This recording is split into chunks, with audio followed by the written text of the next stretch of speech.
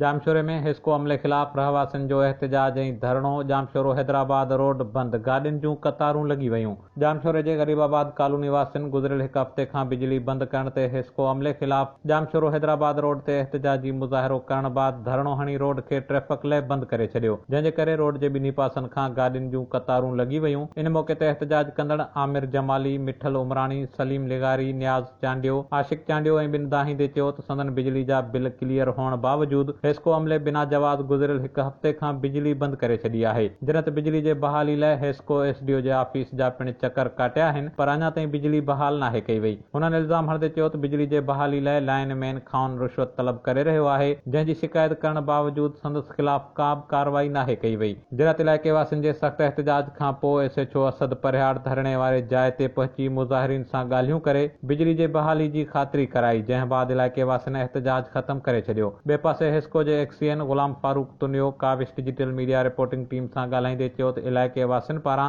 बिजली जा बिल न पियारण तां बिजली बंदि कई वई आहे। हुन चयो त इलाइक़े वासी एहतजाज करण बदिरां बिल पियारनि त संदन बिजली बहाल कई वेंदी। Azeem Barejo, Kawish digital media reporting team, Jamshoro.